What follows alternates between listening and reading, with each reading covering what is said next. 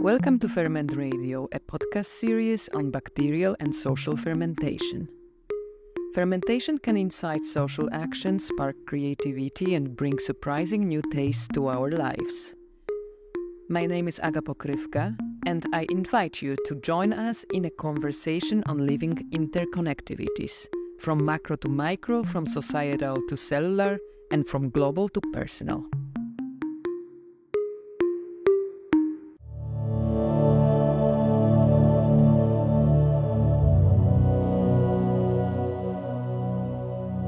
A healthy food system encourages the production and consumption of food that support a balanced gut microbiome. It reduces food waste and gives preference to natural preservation methods. It uplifts food not only for its nutritional value, but also as cultural heritage and an expression of diversity. It is also mindful of the energy spent in order to process food. All these characteristics of a healthy food system sound very much like a definition of fermented foods.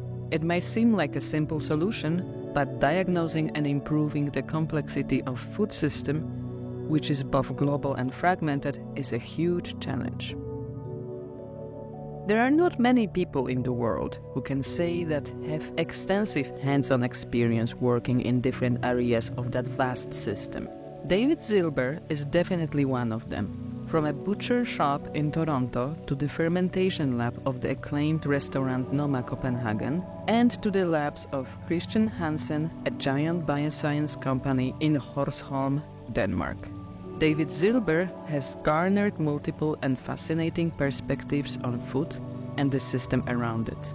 Ferment Radio had the pleasure to talk with David in his own lab, where we reflected more about this incredible journey and his ever-evolving views on the food system that we are all part of.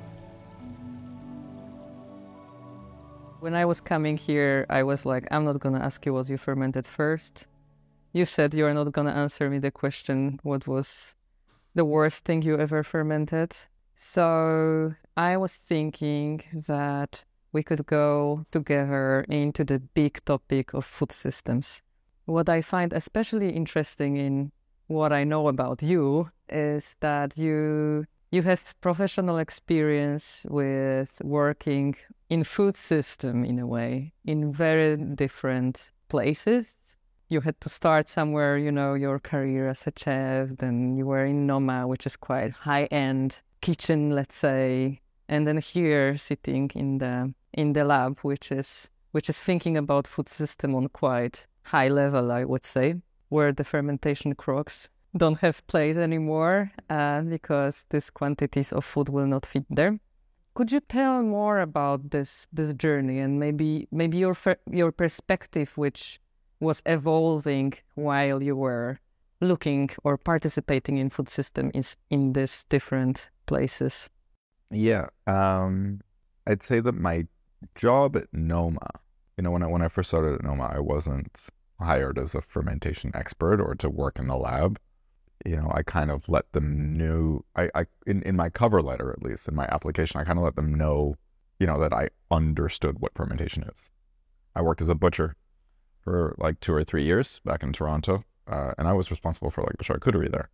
So I kind of stressed that and said, I kind of get this too. But when I started in 2014, I was just a cook in the kitchen, just peeling beets or cooking pumpkin and, mopping the floor, all of it. About a year in, or a bit less than that, Dan Giusti, the old head chef, and Renee and Lars Williams, who was running the fermentation lab with Ariel Johnson at the time, I guess they kind of had a powwow and were like, okay, if Lars and Ariel need a second hand, it might as well be Dave, because he seems to be, clever enough to be able to handle this.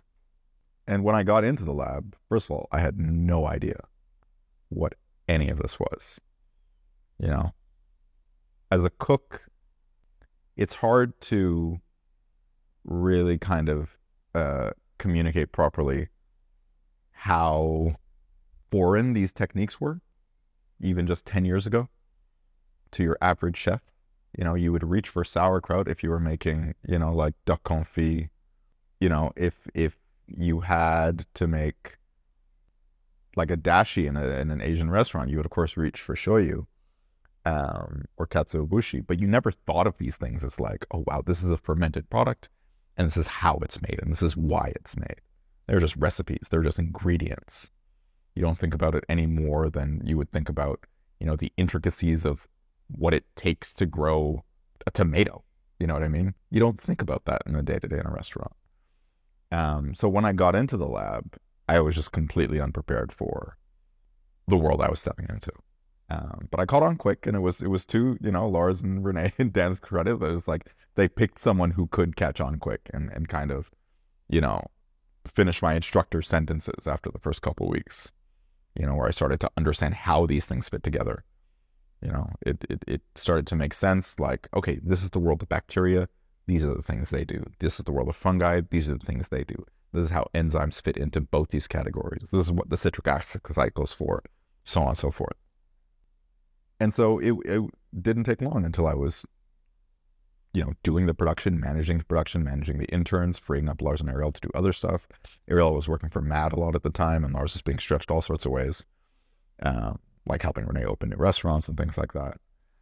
But at the end of the day, I had a very kind of fun and special job within a very fun and special restaurant. You know what I mean? I remember, like Renee, when I first started in the laboratory, like threatened me.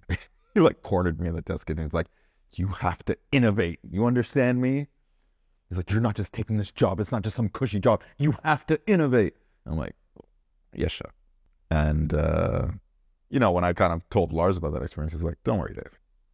We're fine. So long as we stick to our mandate, which is to make cool shit, we'll be fine. And that's what we did. No one ever complained about, the lack of productivity in the fermentation lab. We were up to stuff all the time, whether that was with Lars and Ariel or after them, with my team.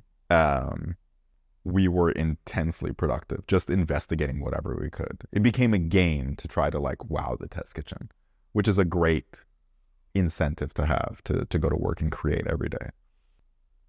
But I will say, to actually get to the answer of your question, the longer you work with microbes and the more intimately you begin to understand them and their needs when you apply them to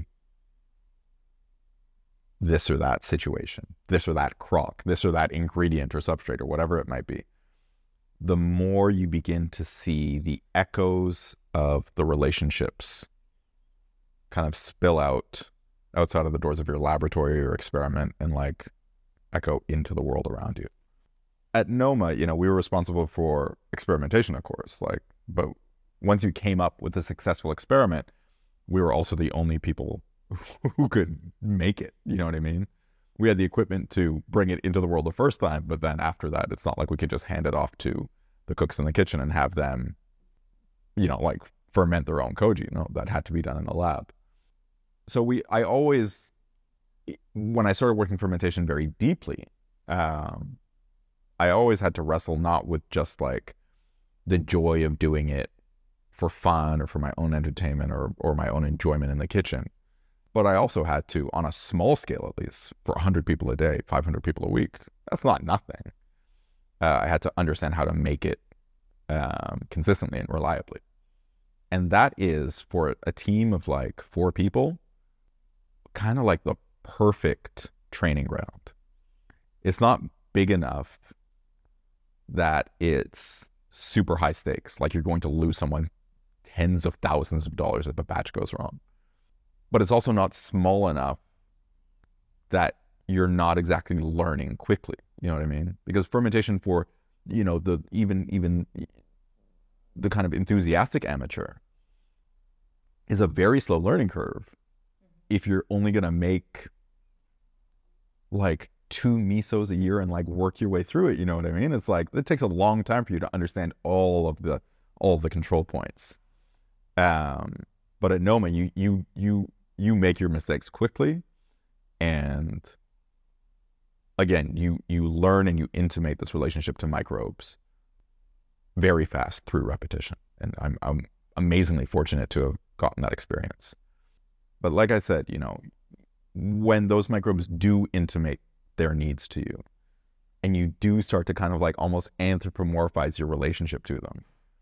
Even though it's not like one single entity, it's a species or a set of organisms or, you know, a genus or a class of life that you get to know.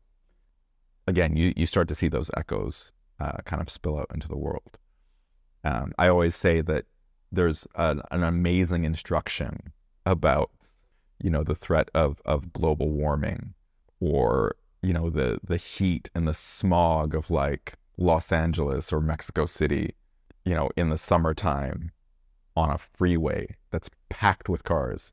You think of that moment when you see koji that was fed super polished, high quality, you know, short grain sushi rice cook itself to death. When you come in the morning and it's like 45 degrees and it's done, like it's something else is starting to grow. The koji has had so much of a good thing that it's now killed itself, and you're like, oh man, we're not so different after all, are we? That's just one example, you know. But there's so many incredible instructions about contamination, about complexity, about control, about the nature of boundaries, about the nature of give and take that these microbes teach you, not just through this like methodical practicing, but like you kind of embody their answers. You know what I mean? You taste the results. It is the most intimate way of knowing something to be true, is to put it in your mouth and say, oh, I understand what happened here. This is physicality, you know, writ small, but also writ large. So yeah, I mean, flash forward to 2020, the pandemic makes restaurants make no sense. No one's closed for over 6 months. And I'm like, yeah, I've, you know, put in my time here. Maybe it's time to do something else. And I jumped ship. I didn't have an answer as to what I'd be doing once I left Noma. I just knew it was time to go. But as luck would have it, Christian Hansen was reaching out to collaborate on a project, I believe on African fermentation. Like after I'd given my notice, I think I had like 2 weeks left. And I'm like, sorry, I'm on my way out, but you're more than welcome to work with my predecessor if you want to run experiments with us. And then they're like, oh, well, in that case, well, one of the amazing kind of application scientists here, one of the more renegade application scientists, Christian, his name is. He's like, in that case, maybe we should have a meeting. Maybe this could turn into something else. And it turned into this kind of ongoing collaboration. I'm not formally their employee. They give me a lot of leeway to kind of do my own thing and work with other companies, which is great. So I'm here Monday to Wednesday. I'm across the street from their headquarters, where they have all of the hardcore R&D facilities. You know, they have a kind of a pilot plant for dairy production and the fermentation of milk and yogurt and cheese. All the offices, you know, like the VPs and, you know, the chief scientific officers, you know, are housed across the street. But I'm here in my lab in another building that's not owned by Christian Hansen. They just rent out the ground floor for me, so that I have free reign to work with whatever I want. You know, it's like weeks upon weeks of like HACCP applications to bring in new types of microbes, especially fungi, across the street. But here I'm just... You do whatever you want. Yeah, which is pretty great. And I will say that the stakes are high now. You know what I mean? It's like if an experiment goes wrong, that is tens of thousands of dollars or euro of someone else's money, and someone left, you know, with the bill. If I don't make sure that I've, you know, double checked my answers or my work, you could say. But it is very different work. It's not just about making cool shit now. Even though I guess you could kind of come to the conclusion that's still what I do. But I very much now work with the end in mind. You know, I'm coming across very specific briefs that are either created in-house here at Christian Hansen with a team of other scientists and my boss, who's more of a kind of business-oriented, even though he's worked in fermentation with his hands for years himself. You know, we kind of come up with great avenues, if you will, for Christian Hansen's microbes to get a place in the food system. I had an interview here with someone, like Christian Hansen's so big, it's thousands of people in the company. So there's the need to kind of communicate internally. And so I had one of these in-house interviews so that they could put it onto their kind of homepage and be like, hey, this is what David Zilber's up to in the lab.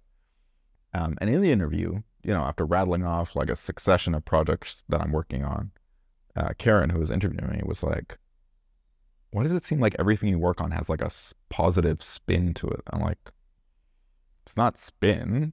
It just so happens that fermentation is just really good at making the world a better place. Whether that's the fermentation of seaweed to have a carbon negative animal food source for livestock, or the fermentation of processed foods like plant-based meat alternatives to make them more appealing to customers, or even like the really simple recipes where it's like, hey, a small producer kept having batches of their kimchi go off. Is there something you can do to help? And sometimes it is pie in the sky dreaming. Sometimes it is, hey, we're a giant food company and we want to get into this fermentation space. We don't have a lot of experience. What do you see in our product line that could be fermented into something cool? Whether that's like pizza sauce or, a way to fit fermentation or the flavors of sourdough into a very industrial, like bread manufacturing plant in a way that actually does some benefit to not just their bottom line because they get to say, hey, we have fermented sourdough now. No, because you're actually making the food healthier for people or tastier, and that's pretty amazing in itself. So basically your work is very much these days like a problem oriented. There is something to be solved and you need to figure it out. Do I understand well, or do I imagine it well? Exactly. And that's what I mean about working with the end in mind. Mm-hmm. At Noma, I had no idea what I would find.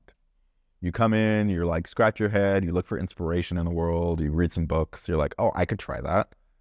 I could take this technique and apply it to gooseberries or sea buckthorn or, mulberries. What would I get out of that? What does mulberry nukazuke taste like? You never know until you try it. Here, no one's asking me to do that. Here it's like, hey, if we can ferment this and get, 12 extra days of shelf life in a grocery store, right, we'll reduce food waste on this product by like 50%. Can you already see like some of the stuff you've been researching on already kind of getting into industry, for example, or it's still such a novelty that you didn't witness it yet? Yes, I get a lot of requests from big companies who want to kind of capture Noma's magic in a way. Like they understand the potential. Even people who've like been to Popple to taste the veggie burger I've came up with at Noma, and they're like, I've had that and it's incredible. And I get that it's a lot of work to make, but like, how do we make our version of that? So there's a lot of people that are coming to Christian Hansen, knocking on the door to speak to me, for things that no one's ever done before in food production. And that's really cool, but it's also very difficult because when you actually explain to them what it takes to, pre-ferment a base with bacteria, then grow a fungus on it, and what that looks like at scale, you scare a lot of people off because the Western world is not set up for or used to or has the capacity to execute or even understand some of these ferments that are super commonplace in other parts of the world. And even when I have enthusiastic researchers from R&D departments of large food companies, I'm being purposely vague here because I have to sign NDAs to work with these people. So I have to be somewhat general in talking about some of my work. Even when I get enthusiastic, like food scientists coming to me, sometimes I know that the conversation is dead in the water when they have to go up the chain to whatever boss is responsible for the Q4 bottom line or the plant manager or the marketing team or whatever. So it's tough. But I've also come to learn that that's how the fight gets fought at this scale. A lot of people, when I first started, I got to meet this amazing application scientist here at Christian Hansen named Frank, who was German but was responsible for like Latin America, which is a funny mix. So he spent a lot of time like traveling through Brazil and Mexico, and spoke Spanish and Portuguese super fluently, but was like, he was old school, you know? And he warned me. He's like, you know, you try and do things at Christian Hansen and you'll feel like a mouse trying to like steer a container ship sometimes, but keep at it. Keep at it. You'll get a lot of no's. And then eventually, you know, years down the line, you might get a yes, and your boss will act like it was his idea the whole time in the first place. He's like, but don't lose hope. And don't get me wrong, I've had projects that have come to fruition. I've had products that ended up being eaten by hundreds of thousands of people, you know, months after I put them, I send off the recipes. So that's super cool. You know, it's those kind of sparkling moments that at least give me the fuel to continue down this path, because it shows you that change is possible, even if it's difficult. What's the biggest issue of a food system as we have it now? And can we even talk about it in this planetary scale? Is really food system something which is global, or it's more like fragmented? It's both. There is a global food system, and there are also fragments of nested, much more local, much more individualized systems of food production. And I can guarantee you that there's some that are completely disconnected from the companies and the food sources that we interact with, as you, a resident in Helsinki, or me in Copenhagen, whatever it might be. But there absolutely is a global food system. And even if you argue that it's somehow not total, it's still, the fact that things are happening at such scale in you know, so many parts of the world, whether that's, you know, the decarbonization of American soil, the raising of the Amazon rainforest for beef or crop production, the depletion of wild fish stocks, it's all connected. And when one giant part of the world suffers like nutrient or resource collapse, you know, there are myriad ways that those knock-on effects kind of ripple throughout the global system. Funnily enough, I had a really fun airplane buddy that I sat next to on a trip back from Rioja. I was visiting some wineries there, and she recognized me when she came to sit down. I was like, "Oh, hi," and she's like, "You're David Zilbert." I'm like, "Yeah," and I'm like, "Oh boy, okay, here we go." And she's like, "No, I think you're super cool." She was Spanish, and she's like, "I work for the United Nations, and I'm a marine biologist." And we had like this whole conversation for the hour and a half trip back to like about like fish stocks. And I was like getting ready for some bad news, and I was pressing her. I'm like, "How is it going? Like, should we not eat shrimp? Should we do all this? Should we do all that?" And she's like, "European fish stocks are doing great. Like, believe it or not, they're actually rebounding. Like, a bunch of countries have signed pacts and agreed to monitor, and they are on the mend." She's like, "But what you don't see is the fact that while we can pat ourselves on the back for that, Europeans themselves still have access to a global market that's unregulated. And just because you no longer have access to fish for endangered or depleted stocks that are grown in Europe doesn't mean that they can't still be imported or mislabeled and sold in those same environments while you deplete, you know, or destroy oceans out in the South China Sea or off the coast of South America." And that's what I mean, you know. You might think that you're eating locally, you might think that you're doing the good thing, but you don't see how, you know, kind of the holes that you leave in the system get filled by other products, and not even other products, other metabolites in ecosystems, whatever it might be. I always say that just because you can afford to do something doesn't mean that someone else can. I need to explain that a little bit. Just because you can afford to eat something that's like, you know, completely free range and requires 3 times as much land to produce, or, you know, is completely biodynamic or organic, just because you can afford because you can pay the extra premium to have that form of food production exist. What I'm not saying is that someone else can't afford what you have. I'm saying sometimes you don't see the ways in what is afforded to you costs someone else. You know what I mean? Yeah, totally. What do I think the food system needs to do? It's I don't know. To me it feels impossible. I think it needs to be more decentralized. I think it needs to be transparent, which feels impossible. It's like you look at a package of processed food and you see made in whatever, Spain, Vietnam, for imported fruit or whatever, or made in America, some sort of plant-based substitute, whatever it might be. And you see a list of ingredients, E numbers, refined acids, buffered vinegar, who knows what it might be.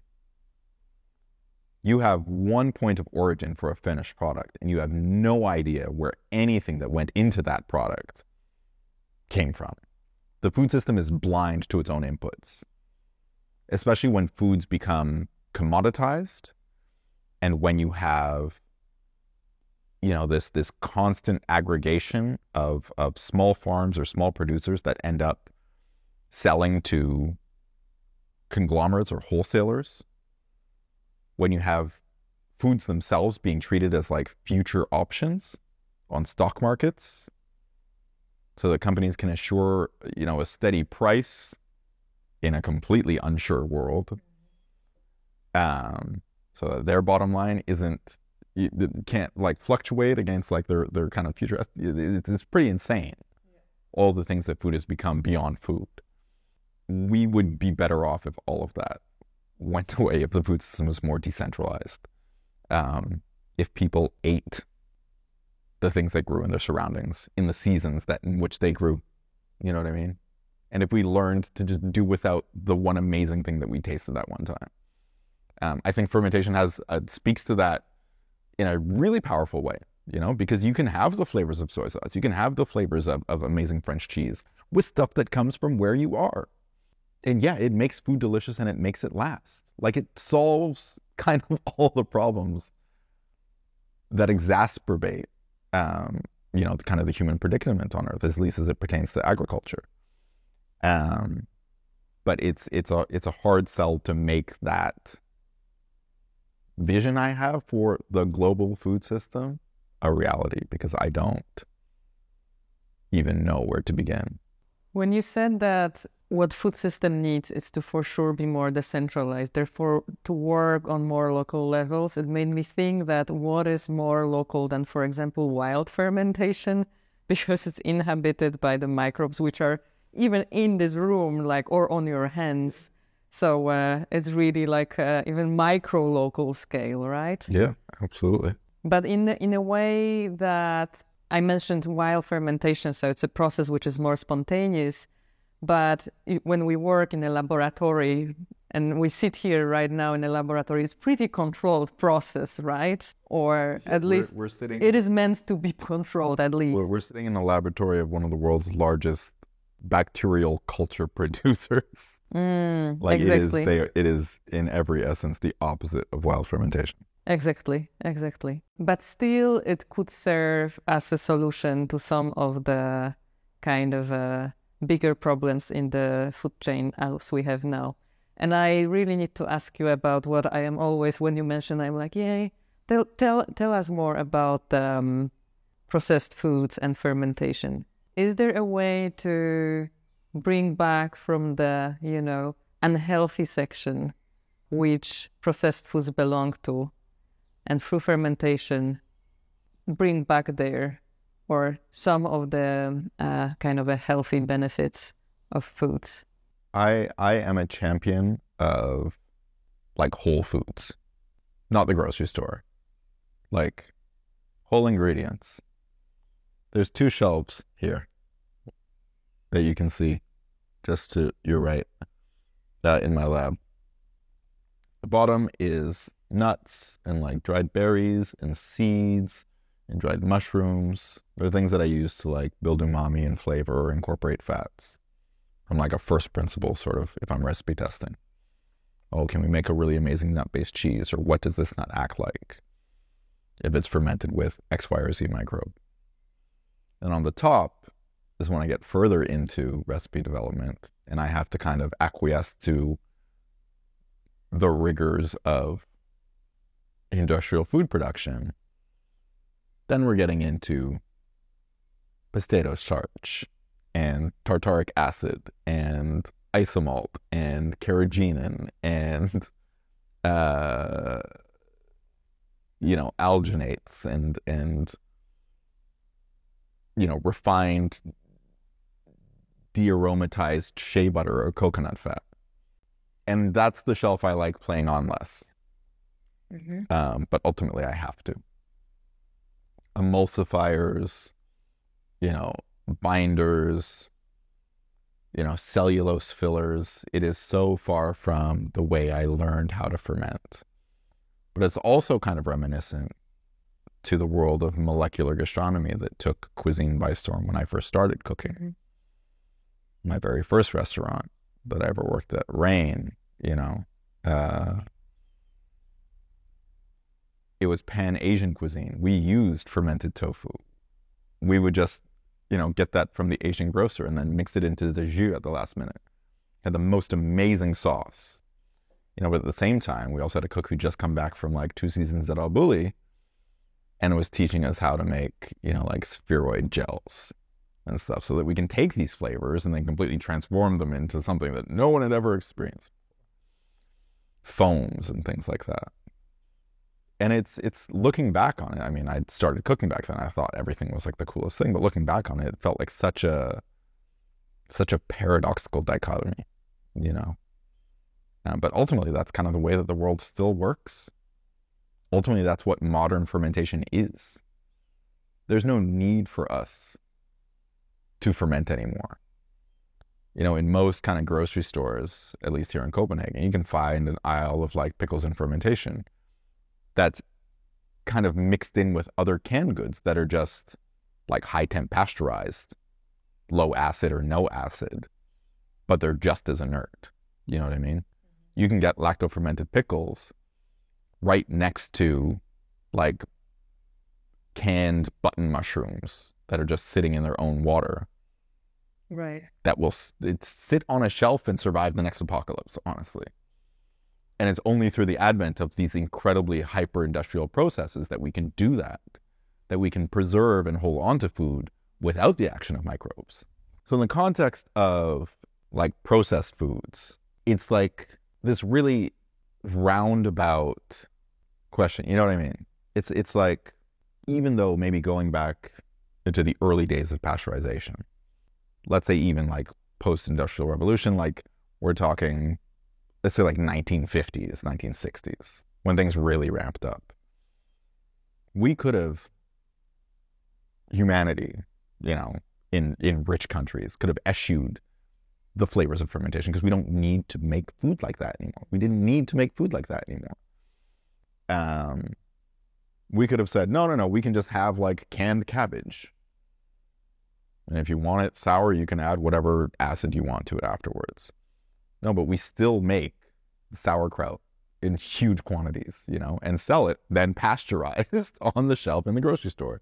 It's like hyper confusing, but it's because we love the flavor so much that these once, kind of homestead and wild and traditional practices become industrialized while kind of holding on to that fragment of the true self, if you will.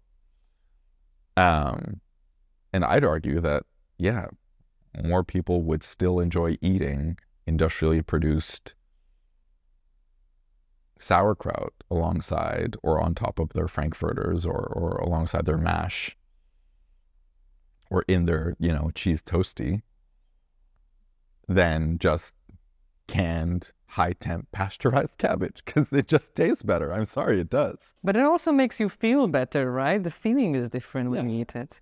That's for an episode 2 podcast if we want to get into that. But yes, you're absolutely right. The really funny part is that in this new world, in the 90s we had Tofurkey and all of these kind of like the veggie ground round and all these meat substitutes that were fringe. This was before being vegan or vegetarian was cool. If you had this in your lunchbox, you were like looked at with like a queer eye, if you will, because it seemed like off. It's like, why are you eating that? Mm-hmm. Are your parents hippies? Like, what's up? Now, with the birth of phrases like flexitarians or, like veganuary or whatever it might be, there's more and more acceptance for plant-based foods. I mean, hell, Burger King is launching, whether it's a PR stunt or not, entirely plant-based restaurants. And there's an understanding that if we're to survive on this planet, there can't be more cows than people. So in the world of plant-based substitutes, yeah, there's a lot of work being done to make these products as good as possible. I'm not a huge fan of how they're made. To me, they seem like Frankenstein, like very pale simulacra of the real thing that in many ways cannot and never will be the real thing. Like, you're fundamentally starting from a different place. And while you can get close, you're not ever going to cross. Like, you'll forever be in the uncanny valley. We can have conversations about cellular agriculture, forgive me. That's a different topic. And then you are growing animal cells. But that's a whole other beast. But as it pertains to, like the recipes that are formulated with things like texturized vegetable protein, whether that's soy or fava bean or peas, basically the kind of core of recipes like the Impossible or Beyond Burger. To me, the funny thing is that everything that goes into those recipes, that comes off the second shelf. Like, you can see right there, I'm pointing to 1, 2, 3, 4, 5, 6, 7, 8, 9 silver bags that look like they could contain pharmaceuticals. Mm-hmm. Like, they look like bags that you would find in like a doctor's office in a cupboard or something, right? That's everything to make a prototype veggie burger that you would find for sale. You just have to add water. And after you add water, it can and will rot, don't get me wrong. Because, I mean, it's full of protein and starch and sugar, spices, things like that. But those can sit inert on a shelf for years. And it's not until you mix them and add your drop. It's like Willy Wonka's chocolate factory, honestly. It's not how I like to make food. I contrast it with what I did for the Noma veggie burger. Take quinoa, ferment it with bacteria first to pre-sour it. Cook it, add your rhizopus. The rhizopus grows, knits it together. The quinoa is just al dente. It actually takes a deft hand to cook quinoa really well. It's cooked just al dente. It has the perfect kind of texture in your mouth. The mycelium weaves its way through. It acts as a sponge so that when you finally cook it, it's soaking up oil and fat from the pan. You make an amazing glaze that's also going to get taken up. It gets super juicy. You smoke that glaze, so you have the flavor of like fire in your food as well. You add, fermented yeast, so you're slicing open, cells that are basically as close as you can get in the unicellular world to an animal. And you end up with all this flavor, all this texture, everything you like eating about a hamburger in something that never purports to be a hamburger. You look at the patty, it's white and fluffy. You don't ever think, oh, this is going to be just like the burger I had at the steakhouse last year. No, it looks completely different. You're coming from a completely different starting point. But when it's actually in your mouth, it satisfies you for all the same reasons that a beef burger is satisfying. Not because it is a beef burger, or you can't tell the difference. You can tell the difference, but you don't care. That is good food. That is good plant-based food. Plant-based foods can be extremely satisfying. I normally cook vegan for me and my girlfriend, a couple or a few times a week, meals at least anyway. Because I don't need to reach for anything else. I usually just, it's not to say that I don't go to the really good butcher down the street and get great cuts of meat when I want to eat, like roast chicken thighs or whatever. Um, but if it's like ramen or udon, I never need to reach for. I can make my, seaweed dashi. I can load it with shiitake mushrooms.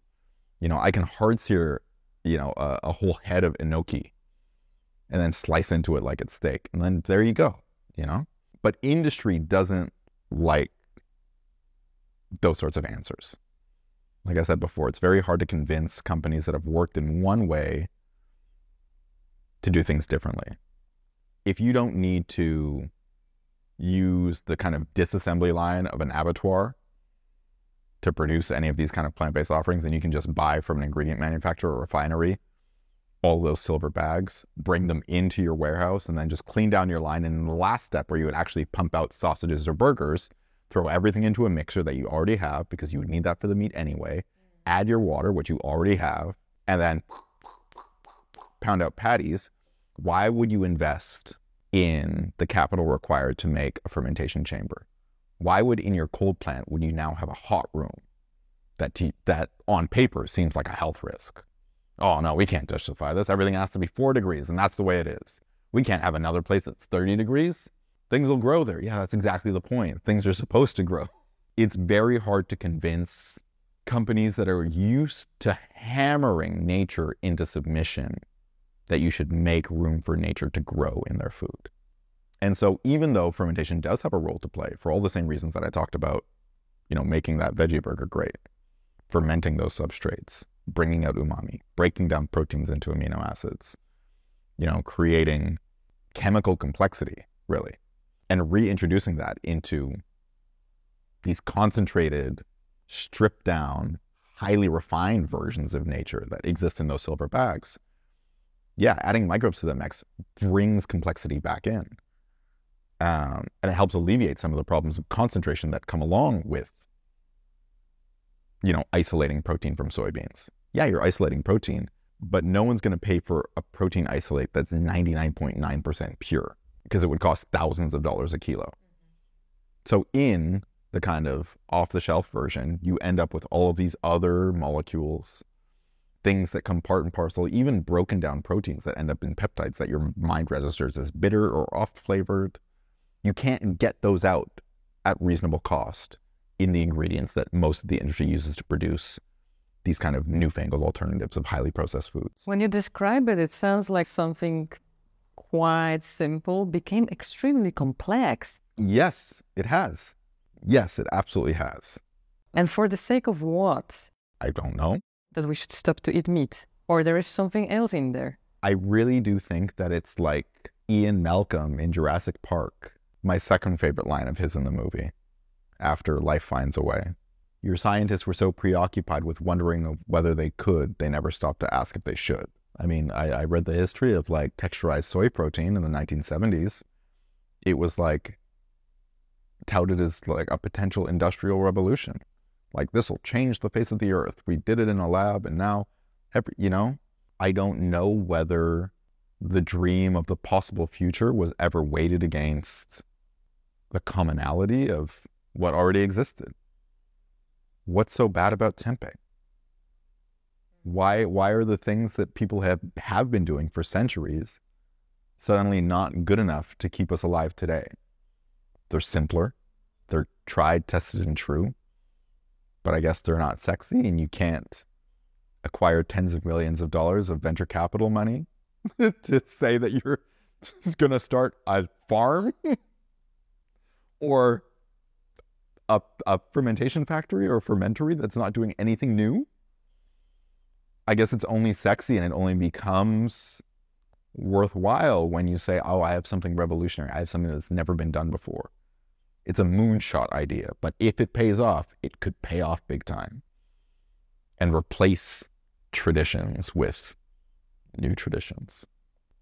The world of processed food is a weird one, It's rare that you see companies focused on like whole ingredients, which even at like industrial scale looks wild, but if there's only 5 things coming in and you end up with 1 product going out, that's still way better than the alternative version that uses all of these E numbers and refined chemicals to, have a shelf life that lasts for like 3 weeks, or a texture that people don't find aversive, or What is, like, back to your lab, what are the proportions of the things you are busy during the day? Because I imagine you need to research quite a lot. You need to make your hands dirty with stuff.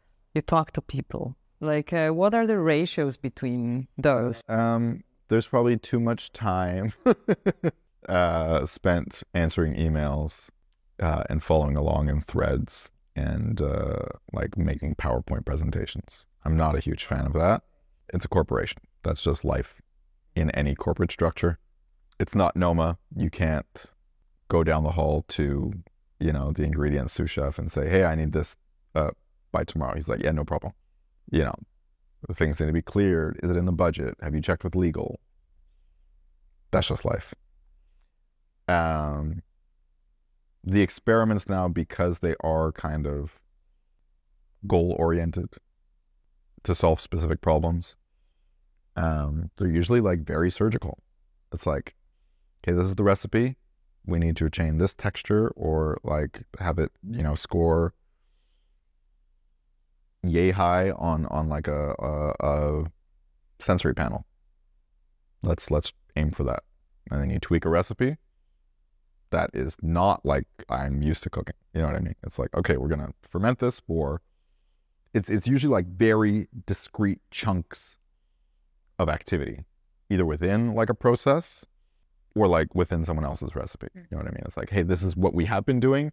Where's the slot for fermentation? And I might do it like a shotgun test of maybe like 5-10 different microbes, figure out pretty quickly what the best one is, go back to them, do up a prototype, send it over. They weigh it, they get back to me. You know what I mean? It's like very like ping pong, like, and you kind of get to your answers pretty quickly. In terms of steps, it's very protracted in terms of time. So there isn't a whole lot of like active work. It's very different from the sort of R&D I used to do at Noma. And yeah, and if I put an experiment on here, I could be like, I could set it up and be like washed down in like 2 hours. And then the rest of my time is spent on like internal communication, It often helps to, I work with also like really great and curious microbiologists who are often sending me papers and stuff. And it's like, oh, hey, check out this amazing, study on the isoelectric effect of, fermentation on vegetable protein. Is this something we can tap into? And that sort of research is genuinely fun. It's dense, but it's fun. You definitely learn a lot on this job. But it's also usually in service of some of the most pie in the sky ideas, even for this company, that take a long time to turn into reality. But it also made me think that, in a way, we talked about this complexity of processed foods, but in a way, fermentation is all about simplifying the food, because it kind of puts things apart, right? And sometimes builds things back up together. Okay, so it's not so straightforward. It's both destructive and creative, reductive and synthetic. It's everything then. It is the act of transformation. It's very important to point out that the presence of fermented foods alone does not guarantee a healthy food system. Other factors, such as the availability of fresh food, access to clean water, sustainable agricultural practices, and equitable food distribution, are crucial components of a healthy and sustainable food system too.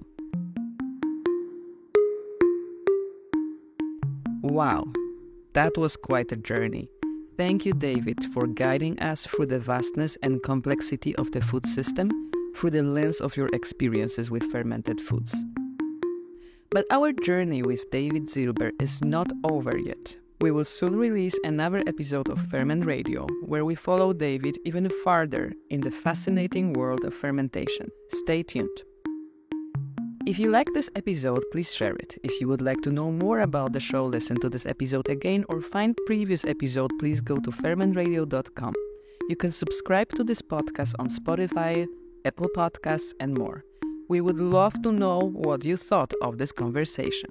Hear your human microbial stories and your suggestions for the future episodes. We are always looking forward to hearing from you at hello@fermentradio.com.